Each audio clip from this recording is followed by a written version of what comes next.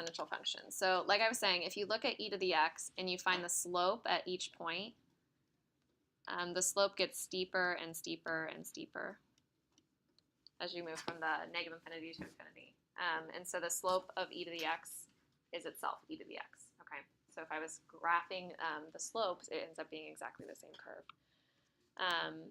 Okay, so that doesn't mean that you don't have to do the chain rule, though. A lot of these will involve the chain rule. So you always want to think of things as e to the u. So the derivative is going to be e to the u du. Okay, so for this first one, if I have y equals e to the 5x plus 2, y prime is going to be itself e to the u, right? E to the 5x plus 2 times the derivative of the u. So what do I tack on? The chain, which is 5, exactly. So we would write it as 5e to the 5x plus 2.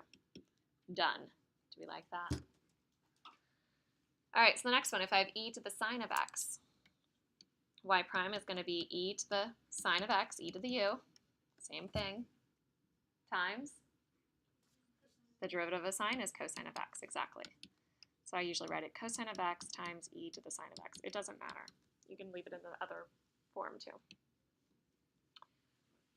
All right, so the next one.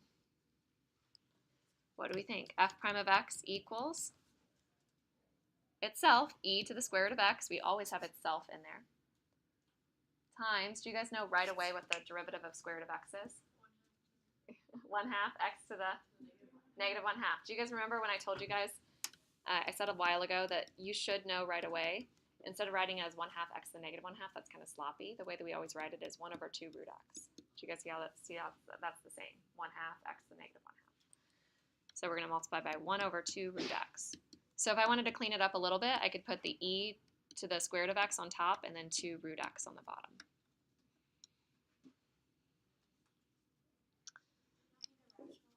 You do not. Once you're in calc, you don't need to rationalize anymore. Isn't that exciting? All right, so g prime of x. What do I do here? Quotient rule. Do you guys all see quotient rule? So I do low is 1 plus x. D high, what's the derivative of e to the x?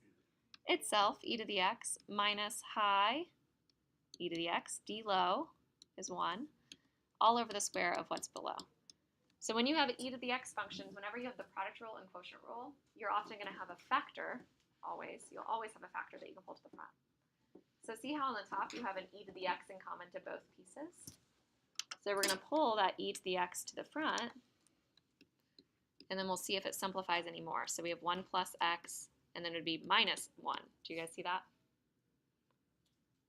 So we had the 1 plus x and then the minus 1. All right, and then all over 1 plus x squared. So it ends up being x e to the x all over 1 plus x squared. Done. Yes, Caroline?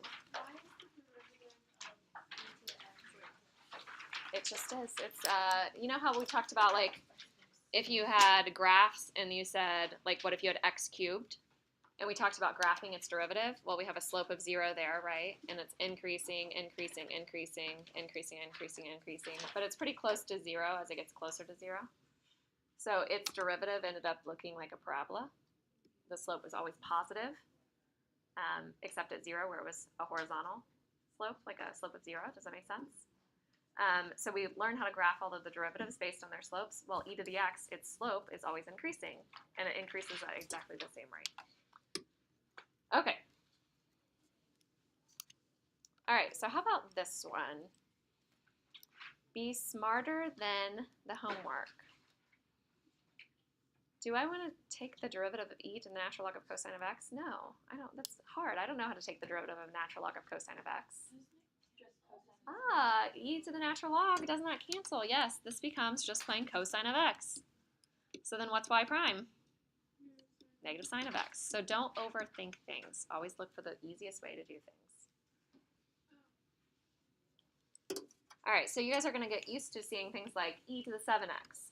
If you have e to the 7x, what's its derivative? E to the 7x times 7, right? So we write 7e to the 7x. So how about this first one? If I have e to the 5x, it's going to be e to the 5x times 5. So I'm going to write it as, well, I'll write it like that for now. So you guys can see the chain on the end. Minus 4e to the x. What's the derivative of 4e to the x? 4e to the x itself. And then the derivative of sine? Cosine. Exactly. So really the only thing I would do if I was cleaning this one up is I would write the 5e to the 5x. Because it's kind of weird to have times a constant on the end. We usually put those in the front. All right. So the next one, we first rewrite. We write it as 1 plus 3e to the 2x raised to the 1/2. Okay, we can't try to be fancy and bring the 1/2 in or anything. That's not allowed. All right, so we do the chain rule. So go ahead and see if you can get it correct. Try it on your own.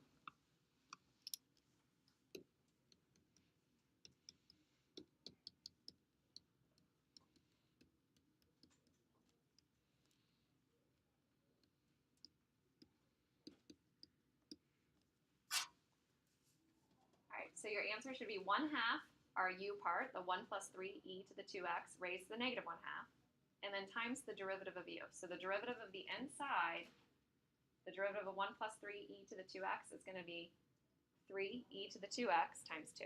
Did you guys all have that? The chain comes from the 2x here. It was like it was a double chain rule. So itself, so 3e to the 2x, and then the chain of 2x was 2. You get it? So if you were cleaning it up, the 1/2 and the 2 would cancel. I would probably put the 3e to the 2x on top, and then I'd have the square root of 1 plus 3e to the 2x on the bottom, because it was raised to the negative 1/2 power. So it puts it on the bottom. Yes?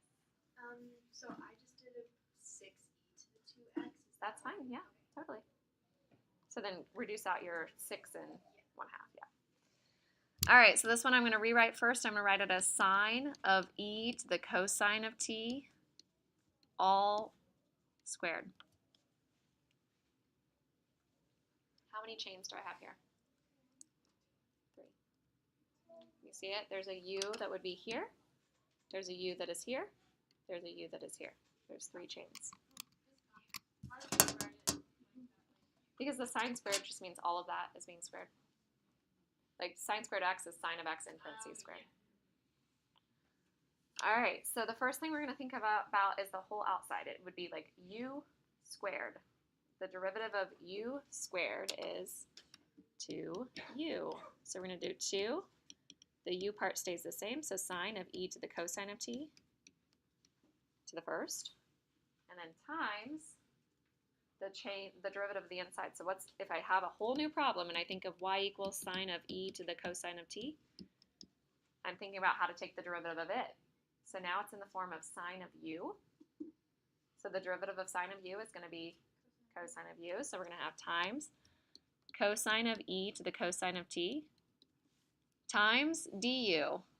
So now we need the derivative of this. So we think of it as a whole new problem. So if I had e to the cosine of t, its derivative is e to the cosine of t times negative sine of t. And there's not much you can do with this because all of them have like different arguments. Wait, do we have times negative sine of t? The derivative of cosine of t, derivative of the power. Yep, I would leave it like that. All right. Those are hard ones. Triple chains, man, did you ever think you'd see the day? Yeah, Caroline? Why don't you bring if you have sine e to the cosine of t, why don't you bring the cosine t to the front? Because it's not a logarithm. Logarithms you'd be able to do that. The chain rule. You could bring like this one to the front, yeah. I don't know which one you're talking about. Never mind. Like the negative sine of t could go to the front somewhere too. Okay, so we did e to the x. E to the x is the easy one. E to the x derivative is just itself, e to the x. So what if I have any number to the x? So if I had, for example, 7 to the x. Okay, it's very similar. It starts out with exactly the same thing. Just like e to the x had its own derivative, e to the x, this one has a derivative of 7 to the x. But we tack on the natural log of 7. Okay, so why did I not do that for e? Because if I had e to the x, Yeah, if I have e to the x times natural log of e, that's all just 1 anyway. So we don't tack it on. So you could really just memorize just one formula, this a to the x formula, and you'd be good. Okay. So same idea, we're going to use the chain rule for this. So if I have g of x equals 2 to the 3x plus 1, think about what its derivative is. It's going to be itself. So 2 to the 3x plus 1, that's our 2 to the u, times the natural log of 2, and then times the derivative of u. So what's the derivative of u? 3. So that is our answer. The annoying thing about the AP test is they could write 2 to the 3x plus 1 times natural log of 8. Why would they do that? Does that work? How does that work? Because 3 times natural log of 2, the 3 can go up. Okay, that is what every single year students get very, very frustrated on this chapter in particular, because the multiple choice is always weird. Every single time. It's like, why would you write that? Like, can you just not leave it like that? Like, why do you have to write it as natural log of 8? So they do weird things like that, okay? All right, so the next one. So if I have 2 to the 3 to the x, ooh, it involves the chain rule. Do you guys see that this is our u? So this is in the form of 2 to the u. So if I have 2 to the u, what's the derivative of 2 to the u? No, you can't bring the u to the front. 2 to the u, natural log of 2. So it's going to be 2 to the u times natural log of 2. Exactly, good. And that's the derivative of u part, right? So the derivative of 3 to the x is 3 to the x natural log of 3. So Katie brings up a good point. She started to do it like the power rule, which a lot of people will do. So if you have like 7 to the x, you can't just say that it's x times 7 to the x minus 1. Everybody always wants to say that. Okay, it's different than the power rule. The power rule always had a number as the power. This time we have an x as a power. That's weird. Okay, x's as powers have different rules. Yes? So this time, why'd you take it a step farther? You know, like... Because this was our, if I had 2 to the u, its derivative is 2 to the u times natural log of 2. That all goes together. And then this is the derivative of u. So the derivative of 3 to the x was 3 to the x natural log of 3.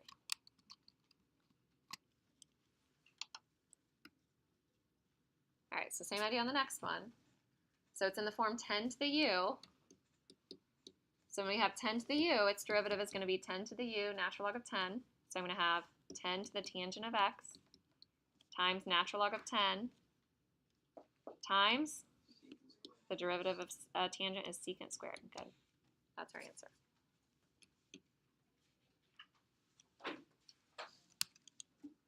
All right, is it okay? Is that it? A little more?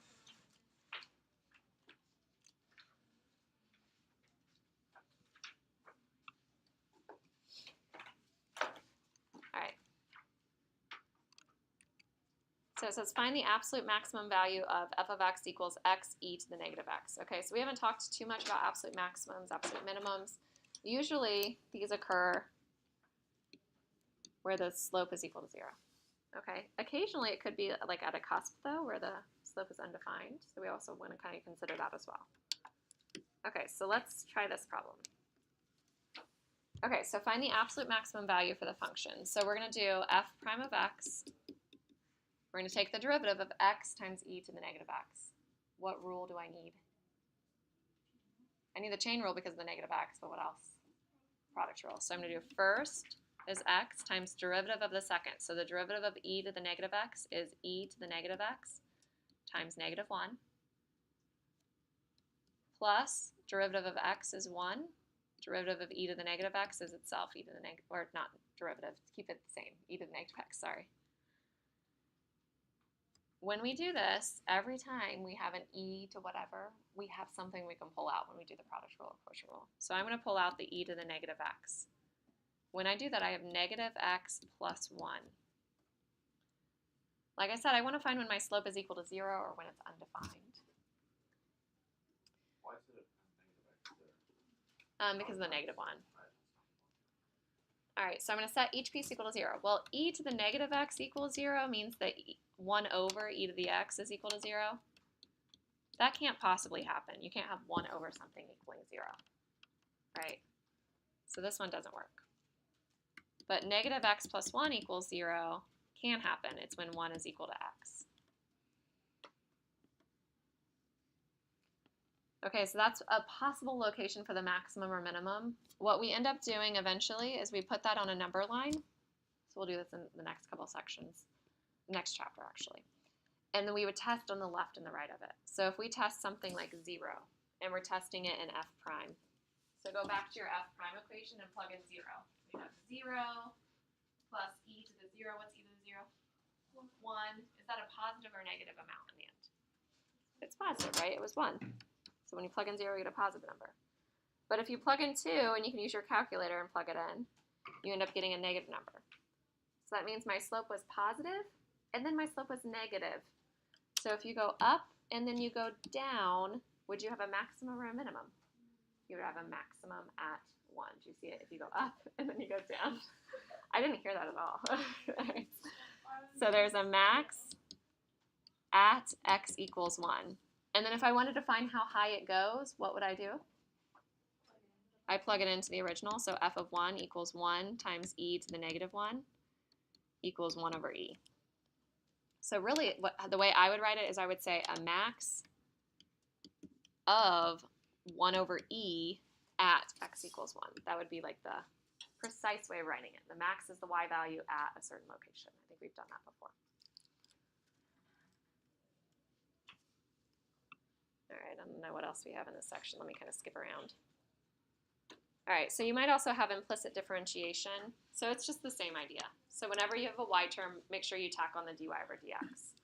So this first one, so if I do first times derivative of the second, the derivative of e to the y is e to the y times dy over dx, plus derivative of the first is 1 times e to the y. So do you guys see that I just did the product rule for that? But how is the derivative of e to the y? It's e to the y times dy over dx. Because you always, whenever you have a y term, tack on the... I know, but I thought you only did that when you took the derivative of the y term. I did take the derivative of the y term. So this was the first thing normal times the derivative, and this was the derivative times the second thing normal. So I did the product rule. All right, so then I have minus 5, and then plus 2 dy over dx equals 0.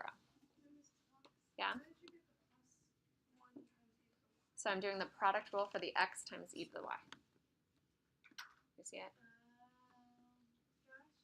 All right, so then I'm going to get all my dy over dx terms together. So I'm going to have x e to the y dy over dx plus 2 dy over dx, and everything else goes to the other side. So I'm going to have a 5 and then minus e to the y.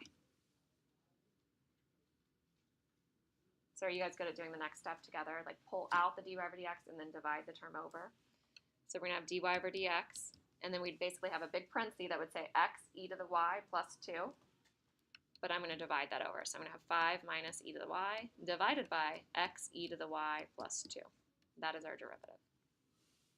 Yeah? What I was saying on like the top line is I don't get how the derivative of e to the y is e to the y. The derivative of e to the x is itself, e to the x. So the derivative of e to the y is e to the y dy over dx. I don't know. we just learned that today. The derivative of e to the x is itself, e to the x. So e to the y is e to the y dy over dx. So since it's the y term. All right, so this next one. So if I have 5 to the 2y, the derivative is going to be itself, 5 to the 2y, times natural log of 5, times 2, times dy over dx, because it's y term, right? Minus it's the derivative of e to the x is itself, equals derivative of 7 is 0, plus dy over dx.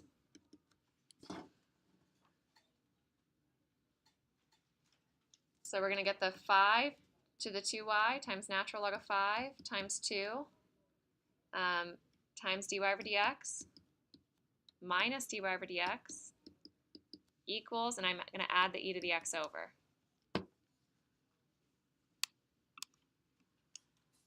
So I pull out the dy over dx. So some of you guys can do this without writing this whole step out. Do you guys see how I have a minus 1 in there in the parentheses? Because I pulled it out from the dy over dx. I pulled the dy over dx out and I have minus 1. So you end up getting dy over dx equals e to the x over 5 to the 2y times natural log of 5 times 2 minus 1. Now think about the AP test and think about the weird things that they could have. Natural log 25. They could have natural log of 25 here. What about this? They could have something weird there too. What if I wrote it as 5 squared to the y? 25 to the y, right? So sometimes you can make things easier on yourself when you're taking the derivative. Like if you see 5 to the 2y, you can think of that as 25 to the y. And it makes the derivative a little bit easier. But I don't know. So just look for weird things. This is what I was saying. Like the AP test is very frustrating in this chapter in general because there's lots of ways to write the answer. Yes. So, like, how do you know what to use each like different like way we learned like You just have to know all of your derivatives, don't you, Dr. Vesper? And then you try them. I mean, Yeah. I know on the test it is time. There's time pressures.